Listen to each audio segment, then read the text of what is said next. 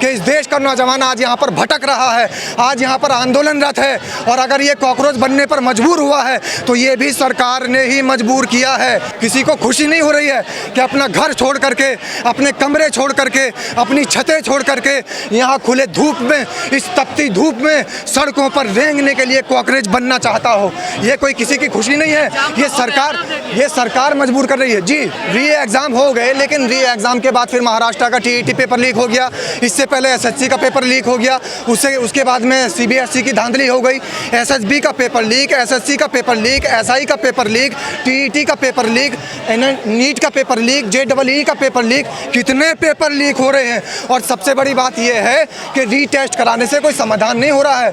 सरकार को सबसे पहले रीटेस्ट कराने की जगह रिपीट करना चाहिए। शिक्षा मंत्री, ये जो है शिक्षा मंत्री, जिससे पेपर लीक की घटनाएं नहीं रुक पा रही हैं, पेपर लीक की घटनाएं थमने का नाम नहीं ले रही है, ऐसे शिक्षा मंत्री को थाम लेना चाहिए। क्यों नहीं थाम रही है सरकार पेपर? कितने लोग हैं जो यहाँ जंतर मंतर पर आए हैं, इतने तो रैली में चले जाते हैं, बसें भर कर जाती हैं। लोगों के सामने उसका सच खुल चुका है कि वो भीड़ कैसे आती है। गलगोटिया यूनिवर्सिटी के बच्चों को ले जाकर के अगर प्रधानमंत्री अपनी रैली के अंदर भीड़ इकट्ठा करते हैं तो इस देश के सामने वो सारी पोल पट्टी खुल चुकी है। इस देश के प्रधानमंत्री अपनी रैलियों के अंदर तमाम कंपनी के एम्प्लॉय को बुलाते हैं, तमाम इंस्टीट्यूशन के, यूनिवर्सिटीज़ के बच्चों को बुलाते हैं। ये देश जान चुका है। इस देश के अंदर इस देश के प्रधानमंत्री की पोल पट्टी खुलती नजर आ रही है, और अब इस देश का युवा जागरूक हो रहा है। इस देश का नौजवान समझने लगा है कि आखिर नौजवानों के साथ कितना बड़ा छल किया गया है, नौजवानों के साथ कितना बड़ा फरेब किया गया है। इस देश का नौजवान ये समझता था कि हमारे देश के प्रधानमंत्री ने बात की है कि हम हर साल 2 करोड़ नौकरियां नौजवानों को देंगे, लेकिन पत्रकार महोदय 2 करोड़ नौकरियां नहीं मिली तो ये गोदी मीडिया सवाल क्यों नहीं पूछने जाती? ये गोदी मीडिया आम काट के खाना है, चूस के खाना है, मोदी जी कौन सा टॉनिक पीते हैं, कितने घंटे काम करते हैं, ये सारे सवाल तो पूछ रही है। मोदी जी तुम्हारी ताकत का राज क्या है, ये सवाल तो पूछ रही है। लेकिन कभी ये सवाल नहीं पूछा कि 2 करोड़ नौकरियां पर साल आपने देने का वादा किया था, और आप आज 12 साल बेमिसाल सरकार के मना रहे हो। तो ये 12 साल और 2 करोड़ नौकरियां हर साल, तो 24 करोड़ नौकरियां बैठती है। 24 करोड़ नौकरियां कहां है? ये सरकार से सवाल इस देश की मीडिया को पूछना चाहिए था। पत्रकार महोदय, आपको देश के प्रधानमंत्री से ये सवाल पूछना चाहिए था, लेकिन ये मीडिया बिकी हुई है, ये मीडिया दलाल मीडिया है, और ये जो मीडिया है ये इस देश को बहकाने का काम कर रही है। ये देश की मीडिया इस देश के लोगों के हित के लिए काम नहीं कर रही है, ये सरकार के पालतू चाटुकार बन के काम कर रही है। मोदी जी के मंत्री कहते हैं कि जो काबिल है, जो पढ़ा लिखा है, उनको नौकरी मिल रही है, और मोदी जी नियुक्ति पत्र बांटते हैं बड़े बड़े समारोह में, अखबार भरे पड़े रहते हैं विज्ञापनों से नौकरियों की। ये जो आपको यहाँ पर नौजवान नजर आ रहा है, ये अनपढ़ नौजवान नजर आ रहा है। इस देश का नौजवान जो आंदोलनरत है वो सब अनपढ़ है। इस देश के नौजवान को प्रधानमंत्री ने पकोड़ा तलने के लिए बोल दिया एक तरफ, और दूसरी बार ये कह दिया कि तेल इस्तेमाल नहीं करना। तो अनपढ़ तो वो आदमी है जो एक तरफ कहता पकोड़ा तलो और दूसरी तरफ कहता तेल इस्तेमाल मत करो। तो ये बिना तेल का पकोड़ा तलने वाला वही अनपढ़ हो सकता है। ये देश का नौजवान अनपढ़ नहीं हो सकता। ये देश का नौजवान तो पेपर लीक के लिए लड़ रहा है, ये देश का नौजवान तो रोजगार के लिए लड़ रहा है, ये देश का नौजवान तो देश की तरक्की के लिए लड़ रहा है, ये देश का नौजवान तो देश के सेवा कार्यों में हिस्सा लेने के लिए लड़ रहा है। ये देश का नौजवान तो चाहता है कि अगर मैं MBBS करके डॉक्टर बनूं तो इस देश के तमाम ऐसे मरीजों की सेवा करूं।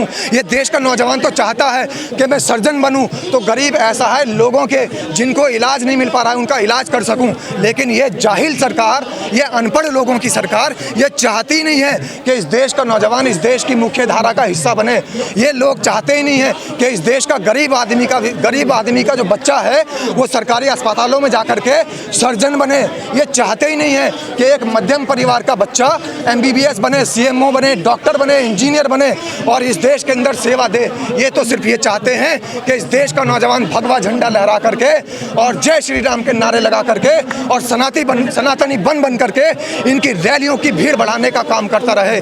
इस देश के नौजवान को ये सिर्फ भगवा झंडा हाथ में थमा करके उसको सिर्फ मेलोडी चॉकलेट दिखा करके उन्हीं कामों में घसीटना चाहते हैं जो काम हमारे देश के प्रधानमंत्री कर रहे हैं, जो काम हमारे देश के प्रधानमंत्री ने अपनी महिला मित्र के साथ में जाकर के किया। यही संदेश इस देश के नौजवानों को देना चाहते हैं। इस देश के नौजवानों, पढ़ाई लिखाई छोड़ दीजिए, मेलोडी के चक्कर में पड़ जाइए, रील के चक्कर में पड़ जाइए। अब मोदी जी कहते हैं कि देखिए रील बनाई जा रही है। रील से इतना पैसा कमाया जा रहा है। मैं एक सवाल ये पूछता हूँ, इस रील बनाने में जितने सोशल मीडिया प्लेटफॉर्म इस्तेमाल होते हैं उसमें भारत का सोशल मीडिया प्लेटफॉर्म कौन सा है? यूट्यूब कहाँ का है मोदी जी को नहीं पता, इंस्टाग्राम कहाँ का है मोदी जी को नहीं पता, फेसबुक कहाँ का है मोदी जी को नहीं पता, और तमाम जो ट्विटर है वो मोदी जी को नहीं पता कहाँ के हैं। और जो रील बाजी वाले भी प्लेटफॉर्म हैं, चाहे वो जो भी प्लेटफॉर्म हो, क्या मोदी जी को नहीं पता वो कहाँ से ऑर्गेनाइज हो रहे हैं? वो विदेशों से चलते हैं, उनका पैसा विदेशों को जाता है। हमारे देश के लोगों को इस देश की सरकार ने क्या दिया? चलिए मैं मानता हूँ कि इस देश का युवा रील बनाने लग जाएगा, लेकिन सरकार का क्या योगदान है? ये तो विदेशी लोगों के प्लेटफॉर्म है ना, विदेशों से तो हमें पैसा मिलेगा। अग्निवीर बना करके इस देश के नौजवानों को भटकाने का काम किया है, इस देश के नौजवानों को अग्निवीर बना करके छलने का काम किया इस सरकार ने। आप देखिए कि 4 साल का अग्निवीर बनने के बाद उसके बाद क्या करेगा? 20 साल सेवा देने वाला आर्मी का जवान जब रिटायर होता है, पत्रकार महोदय जब रिटायर होता है तो उसके भी नौकरी के लाले होते हैं। 20 साल बाद भी वो देखता है कि मैं कौन सा बिजनेस करूं। कभी वो प्राइवेट सेक्टर में जाता है, कभी गवर्नमेंट सेक्टर में जाता है। लेकिन ये समझिए कि अगर 4 साल सेवा देने के बाद कोई नौजवान वो कार्यरत हो जाएगा, उसका कार्य समाप्त हो जाएगा, वो क्या करेगा? फिर वो पकौड़े तलेगा, और पकौड़े तलने के लिए तेल चाहिए। तेल मोदी जी से आ नहीं रहा है। तेल के लिए वो खुद कह रहे हैं कि तेल इस्तेमाल नहीं करना, गाड़ी इस्तेमाल नहीं करनी, मोटरसाइकिल इस्तेमाल नहीं करनी, और खुद क्या इस्तेमाल कर रहे हैं? अब वो हवाई जहाज़ में बैठ कर के हमारे देश के महामानव विदेशों की यात्रा कर रहे हैं। क्या जिन हवाई जहाज़ों के अंदर वो बैठ कर जा रहे हैं उनमें तेल इस्तेमाल नहीं होता? क्या वो ऐसे ही चलते हैं नारायण मुनि की तरह कि कहीं भी गए नारायण नारायण? हालांकि देश के प्रधानमंत्री उनके बेटे तेल बना रहे हैं पानी से, नितिन गडकरी के बेटे पानी से तेल बना रहे हैं, और पानी से तेल बना करके इस देश के तमाम गाड़ियों का, तमाम वाहनों का बेड़ा गर्क कर रहे हैं। पूरी बात आप क्यों नहीं बताते? आप सिर्फ इतना बताते हो कि मोदी जी के मंत्री पानी से तेल बना रहे हैं, आप ये बात कर रहे हो कि इथेनॉल बना रहे हैं। आप ये क्यों नहीं बताते कि ये वो अनपढ़ सरकार है जिस तरीके से टेलर को बिना नाप का कुर्ता सिलवा करके लेकर के आता है कोई, बिना नाप का कुर्ता सिलवाने वाले टेलर से, ये वो अनपढ़ सरकार के लोग हैं। आपको याद होगा जब डीमोनेटाइजेशन हुआ था, जब इस देश के अंदर नोटबंदी हुई थी, तो नोटबंदी के अंदर नोट तो बदल दिए गए, लेकिन एटीएम की ट्रे नहीं बदल पाए। एटीएम मशीन के अंदर जो नोटों की ट्रे थी, जो साइज नोटों को बदल दिया गया था, वो नहीं बदल पाए थे। इसी तरीके से इथेनॉल तो इन्होंने बना दिया, लेकिन इथेनॉल किन गाड़ियों के अंदर चलेगा वो इंजन नहीं बदल पाए। जिन गाड़ियों के अंदर इथेनॉल चलेगा उस हिसाब से गाड़ियों के इंजन भी तो होने चाहिए थे।